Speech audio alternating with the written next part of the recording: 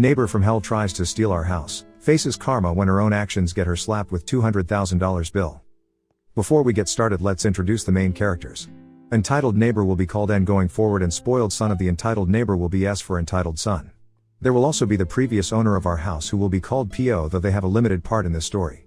Also keep in mind while reading this story that from the time that we bought the house to current day was almost 15 years.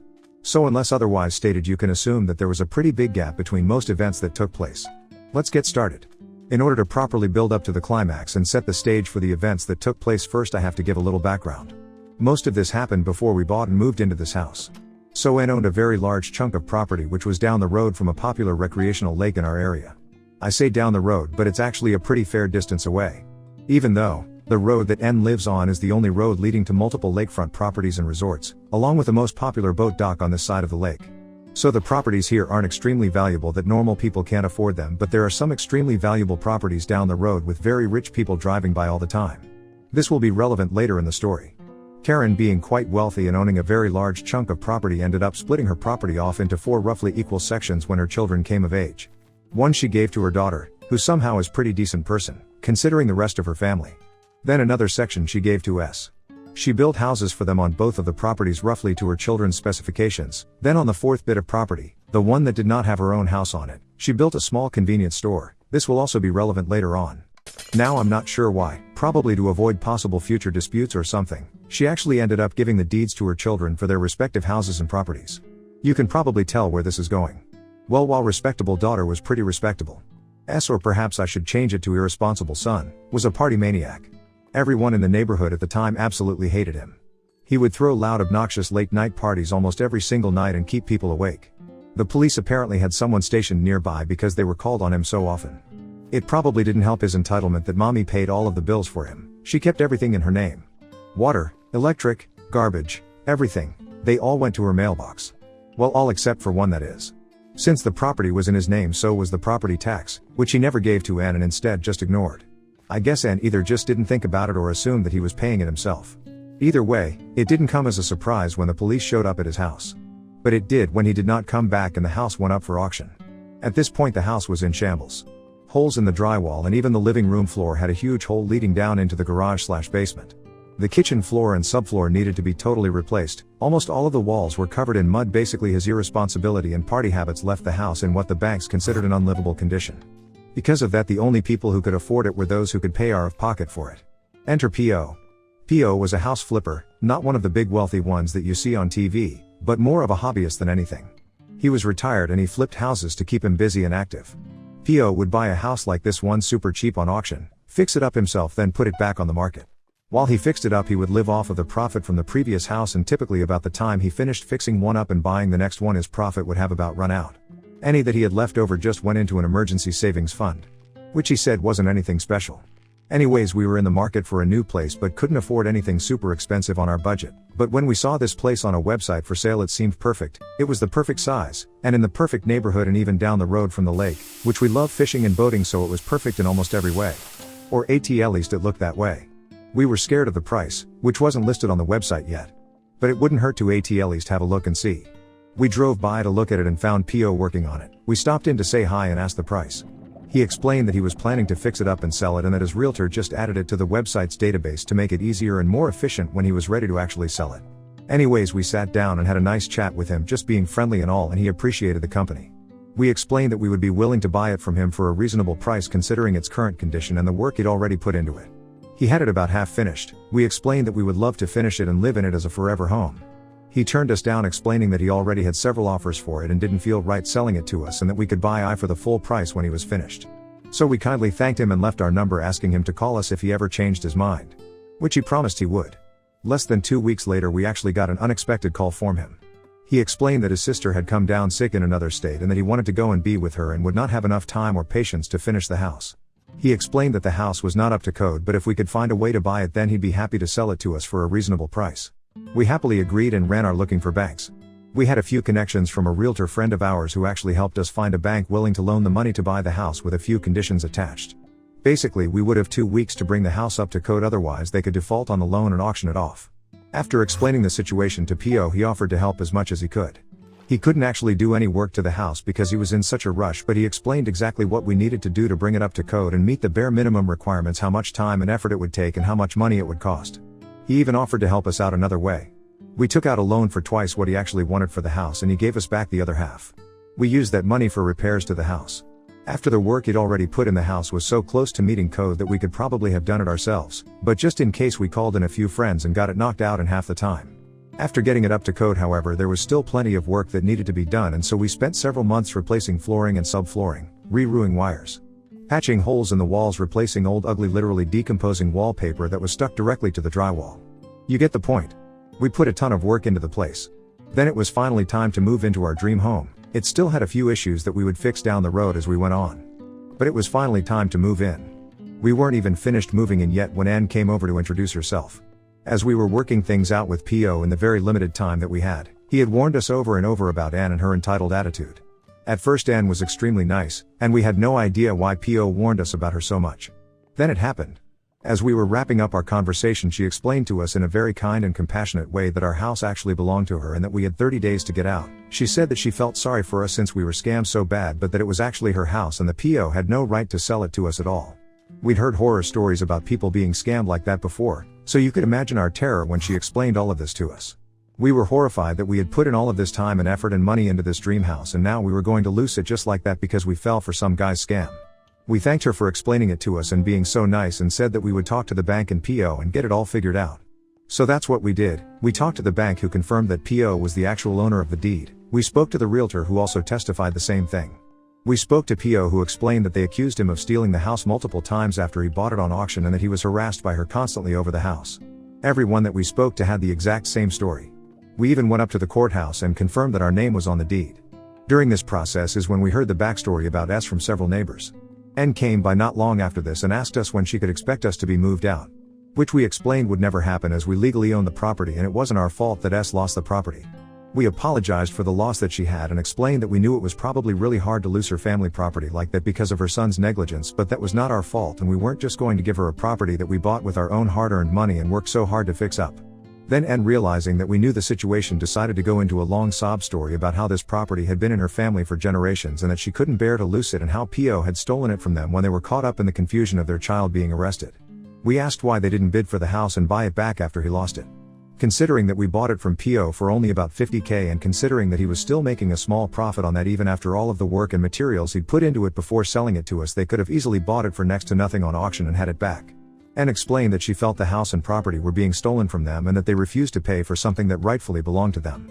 We apologized once more, but explained that there was no way we were going to take a loss on the property, especially after all of the time and effort that we put into it and the additional materials that we bought for it just to make her happy. However, we were sympathetic with her situation and offered to sell the house to her for a very reasonable price, $100,000.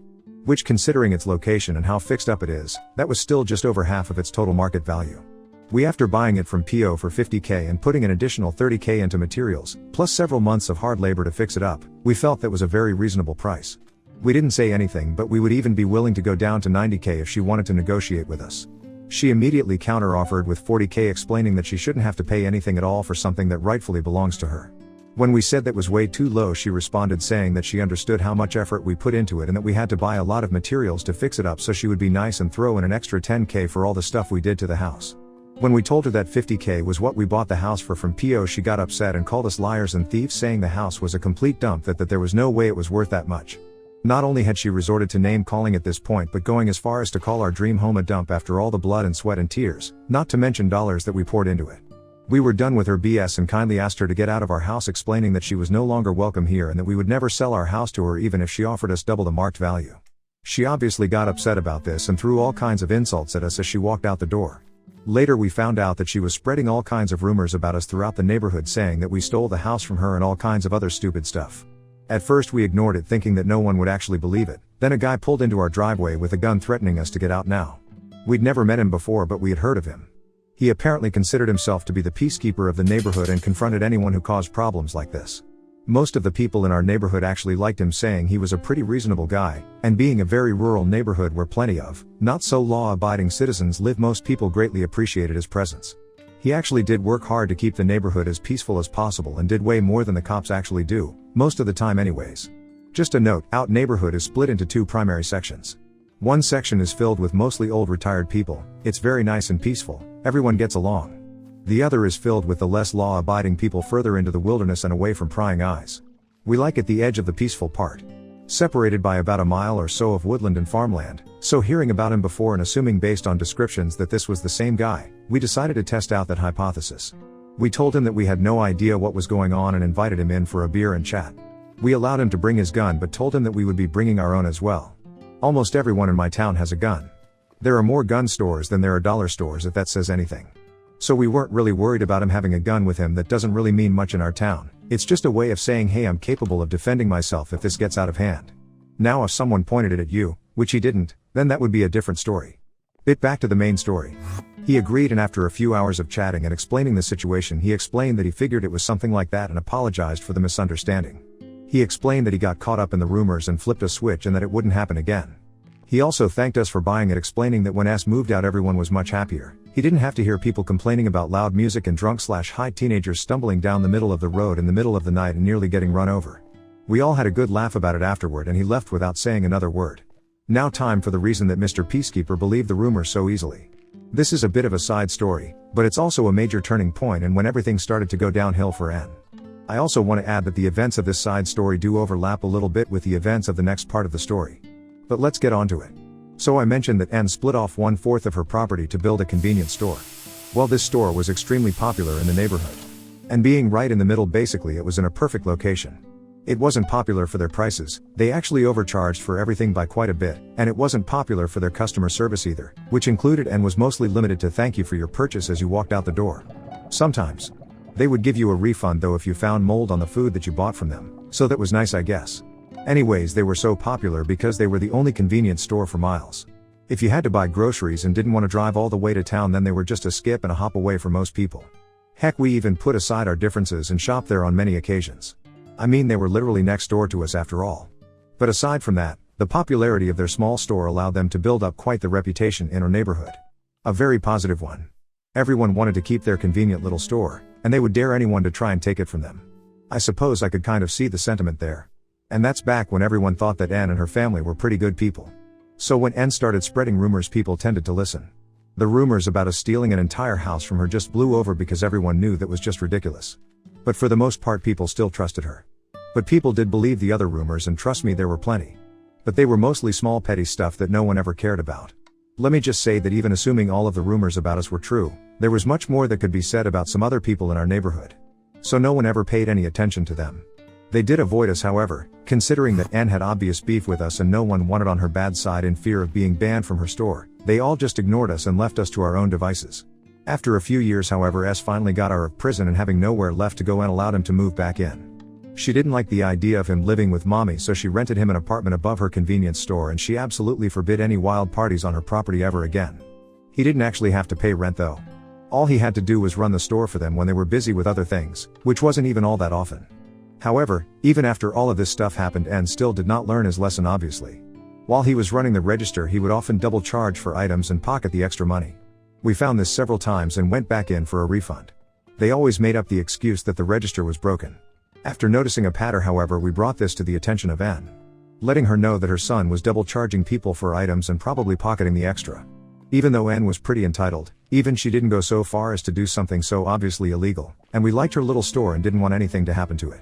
However, instead of thanking us for bringing this to her attention, she told us that we were imagining things and in a very nice way told us to screw off. So we very kindly complied with her request. We also shared the information with some of our friends in the neighborhood. It had taken years to actually get to the point where some of them would even look at us, let alone talk to us, thanks to N. But we had finally made some friends. Bringing Christmas treats to your neighbors every year is a good way to brighten up someone's day. But anyways, they thanked us, even though they let us know that they didn't actually believe it. However, the word did quickly spread through the neighborhood.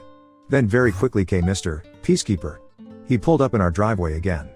This time he was a lot friendlier. He mostly ignored the rumors about us, knowing that most of them were fake.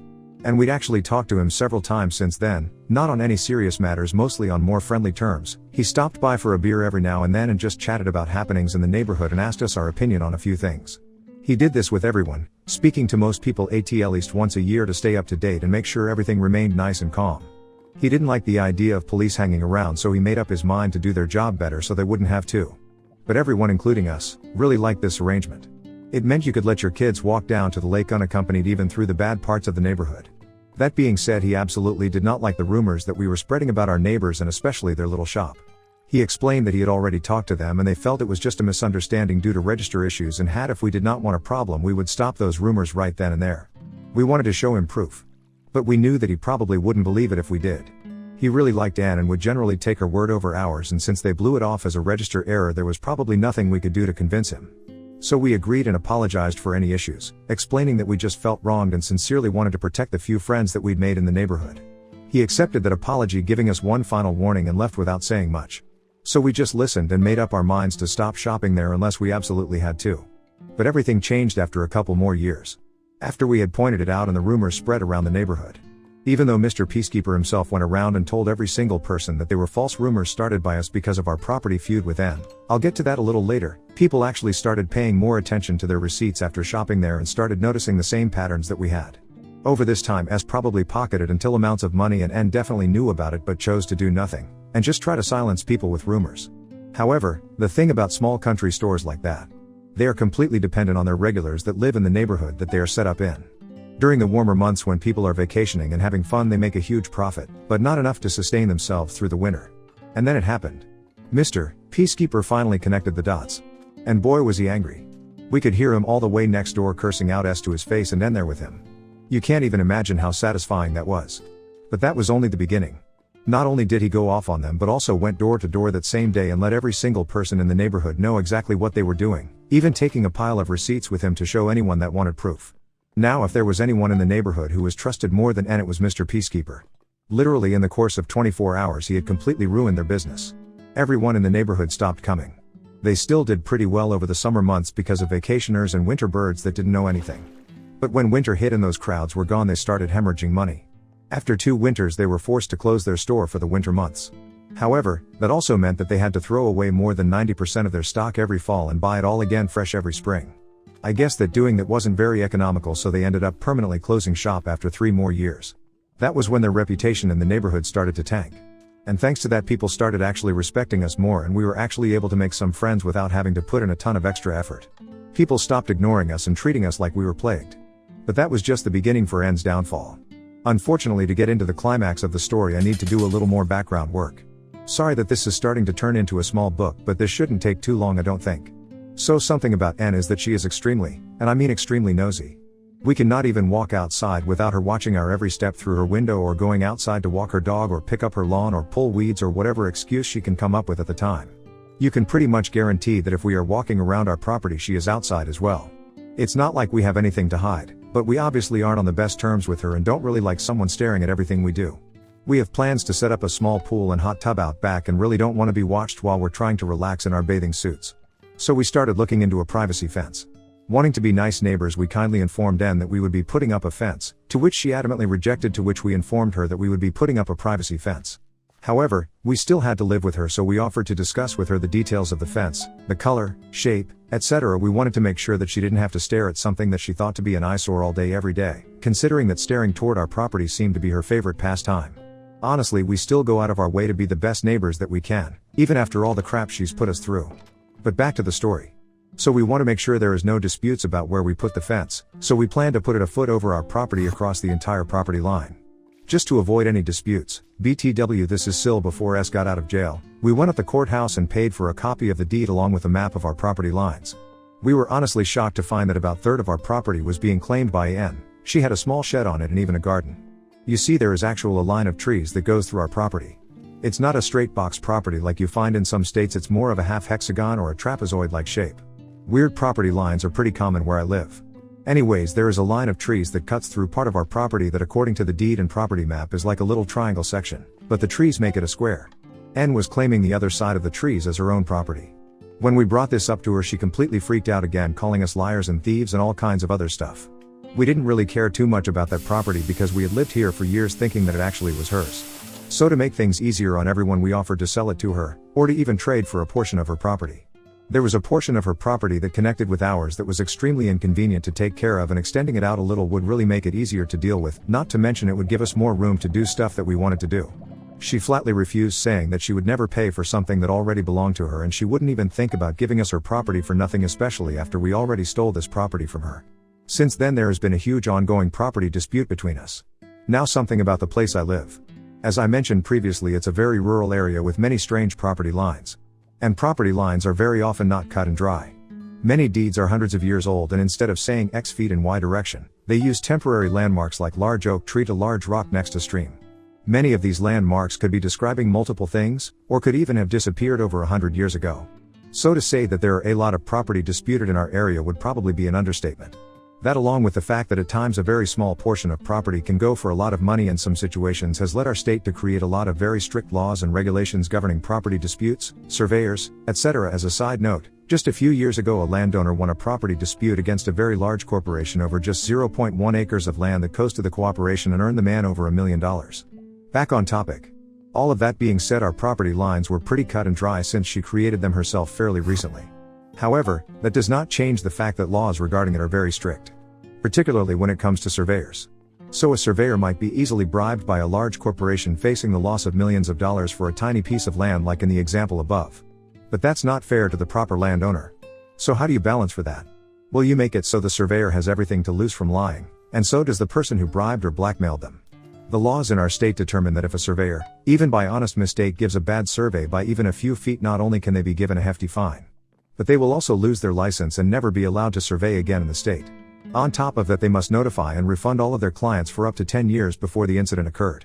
The clients then have the option to request an additional survey by a non-affiliated surveyor at the expense of the original surveyor.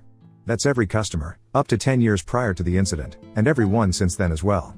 If they were not found to be accepting a bribe or blackmail, then the previous clients can also sue them for any damages that were caused by any changes to the property line due to their bad survey, as well as charging them appropriate rent for any property that the surveyor may have left out during that time.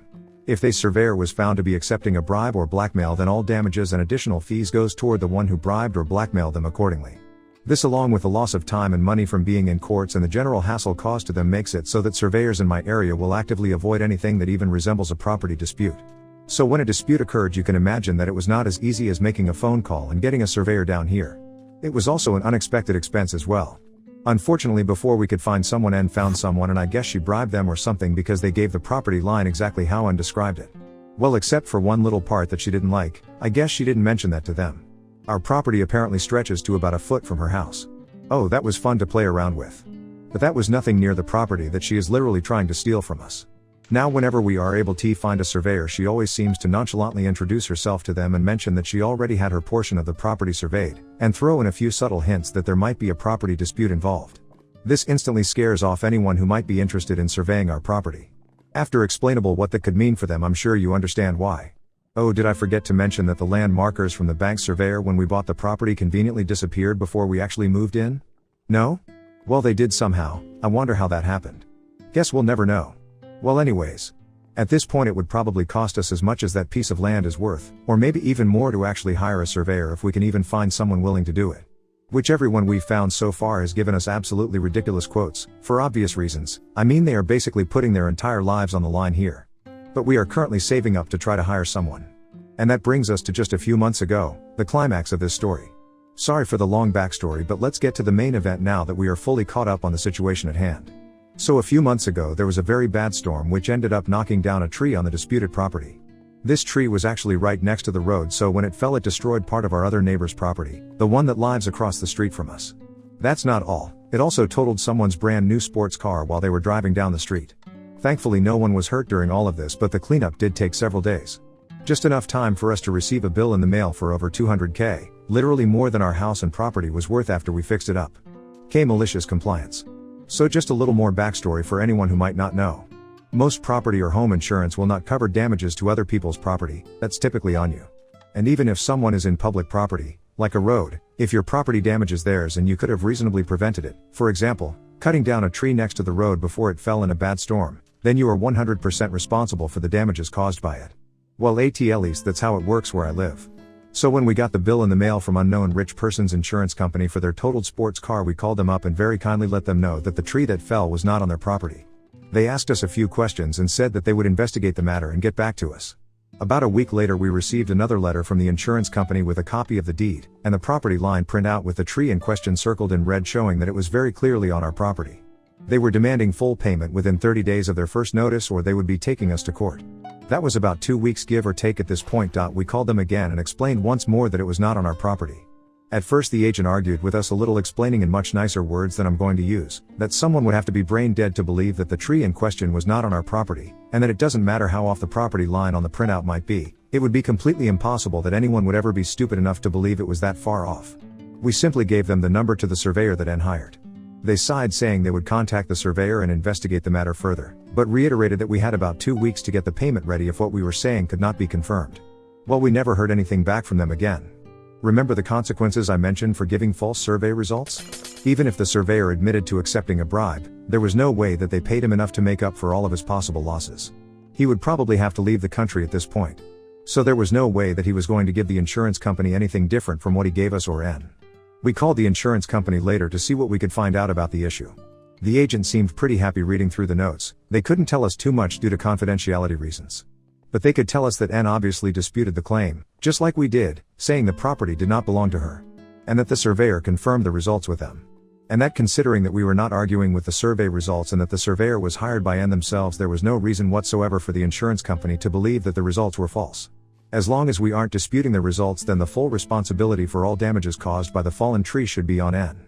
They couldn't say anything more than that though. We were satisfied with that much. It was about what we expected. The aftermath.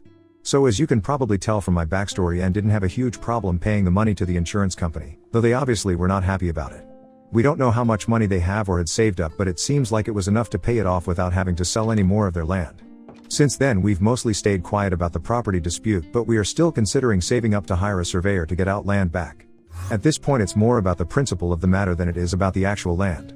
As far as N goes though, we can tell whenever she looks at us now that she is definitely not pleased with us. She does not seem like that fact that we let her have our land for some reason. It's free land, how can you complain about that? LOL. At this point she could try to spread rumors about us, but it would probably backfire, as we've made friends with a very good portion of our neighborhood and nobody trusts N any longer since they found out that S was literally stealing from everyone in the neighborhood under their noses and they knew about it and did nothing to stop it. N is basically stuck between a rock and a hard place at this point, and we're just sitting back and watching the fires they started burn them to the ground. Can't wait to see what happens next. Oh, this is just a little extra for anyone who wants some extra fun. While we were contemplating a privacy fence, we decided to put up an invisible dog fence for our dogs. For anyone that doesn't know what that is, it's a small electrical wire that you bury under the ground. Then you attach a special collar to the dog's neck hat. If they get too close it will let out a beep that the dogs really do not like. If they keep going it will apply a very mild shock to the dogs. We don't believe in shock collars, so we had to be convinced first, and one of us actually held it and waked across the line. It was something that you could feel but didn't really hurt, just left you a little tingly. Anyways, you're actually supposed to condition the dogs to the beep before you just let them loose with it, so ideally they would never even feel the shock in the first place, they would just hear the beep and turn around. We tried to do this so that we could let our dogs roam around our yard and not be cooped up in the house all day. But at the time we could not afford an actual privacy fence yet. We had it well into our property, partly because it wasn't that long, and also partly because we wanted to avoid our dogs getting anywhere close to N's property. N must have thought we were marking where we wanted to put our privacy fence or something, because she accidentally ran over it with her lawn mower, even though it was more than 5 feet past what she claimed to the B property line. We all learned that day that electrical lawn mowers do not play very well with electrified wires. Her mower was completely trashed. Every electrical component was ruined. She had to buy a whole new mower. Just because she wanted to be petty and run over our markers. The best part about it is that since it was so far over the property, like, she had no way of trying to blame it on us. She did obviously try to spread her rumors, but they didn't go very far.